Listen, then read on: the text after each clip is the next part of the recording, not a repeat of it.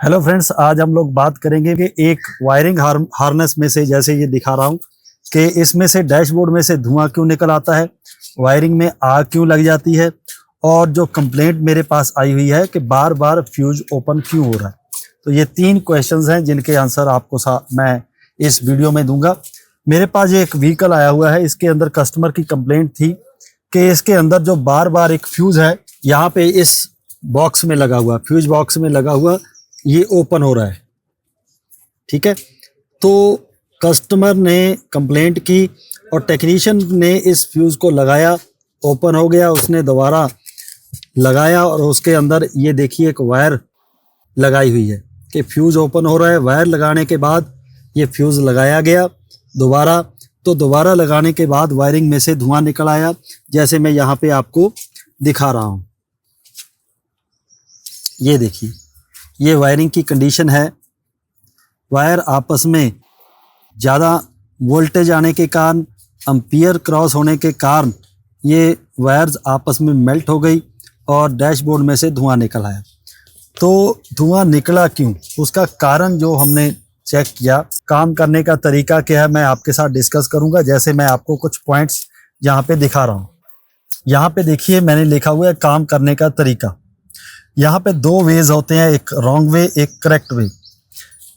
सबसे पहले fuse open हो रहा है, इसको नया लगाया जाए, जो एक टेक्नीशियन ने जैसे किया सेम।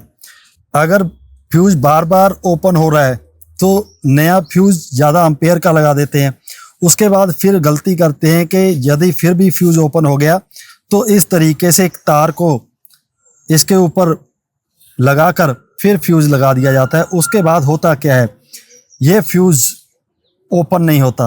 ओपन ना होने के कारण उसका इफेक्ट सीधा वायरिंग के ऊपर पड़ता है, जैसे हमारी वायर्स आपस में मेल्ट हो जाती हैं। ठीक है, अब इसको सही जो तरीका है उससे बात करते हैं।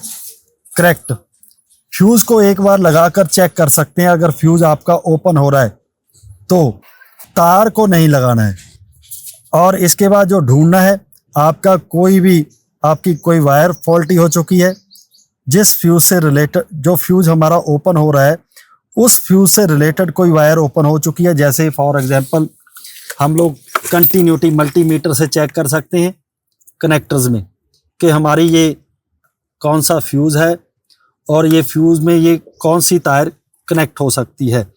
ये पूरा हमें आप फॉलो कर सकते हो। उसी वायर को पकड़कर आप अगर फॉलो करोगे तो आप एक फॉल्टी कंपोनेंट तक पहुंच सकते हो। इसमें मैं आपको दिखा रहा हूं करेक्ट वे। फ्यूज किस एक्चुएटर से या मॉड्यूल से रिलेटेड है, फाइंड आउट करें। जैसे सबसे पहले फ्यूज के बाद आ जाती है वायर, जैसे ये वायर्स हैं, और इसमें मैं आपको एक मॉड्यूल दिखा रहा हूं। जैसे हमारे पास ये ईपीएस कंट्रोल मॉड्यूल लगा हुआ है, इसमें भी वायर्स आ रही हैं। तो इस तरीके से आपको कोई एक एक्चुएटर, एक मॉड्यूल, वायर या फ्यूज से रिलेटेड फॉल्ट को फाइंड आउट करना है। इसमें फ्यूज ओपन होने का कारण फ्यूज नहीं है। फ्यूज ओपन होने का कारण वायरिंग हमारी बॉडी ग्राउंड से टच हो रही है। दूसरा, वो सेम वायर किसी मॉड्यूल से रिलेटेड है, वो मॉड्यूल अंदर से शॉर्ट हो चुका है। ओके, इसके बाद हम लोगों ने ये काम कभी भी नहीं करना, हमें ये सीक्वेंस वाइज काम करना है। हमें फॉल्ट को फाइंड आउट करना है। फॉल्ट को फाइंड आउट करने के लिए मैं आपको एक बार फिर बता देता हूँ। फ्यूज को फॉलो करके वायर को आगे ट्रेस करने के बाद हमें किसी ना किसी मॉड्यूल तक पहुँचना है। वो मॉड्यूल भी हमारा फॉल्टी हो सकता है। तो इस तरीके से इलेक्ट्रिकल वायरिंग के अंदर अक्सर ही हमारे जो नए टेक्नीशियंस भाई हैं या कोई मैकेनिक हैं, वो इस तरह वायर लगाकर काम करते हैं, जो कि नहीं करना चाहिए। इसके कारण हमारे जो व्हीकल्स में डैशबोर्ड के अंदर या बाहर से आउटसाइड में वायरिंग में से धुआं निकल सकता है, गाड़ी में आग लग सकती है, और बार बार फ्यूज जो ओपन हो रहा है उस पे काम करने की बजाय, उसको चेंज करने की बजाय, या उस पे तार को लपेट कर काम करने की बजाय उस फ्यूज को फॉलो करके फॉल्ट को फाइंड आउट कीजिए। Okay, thanks.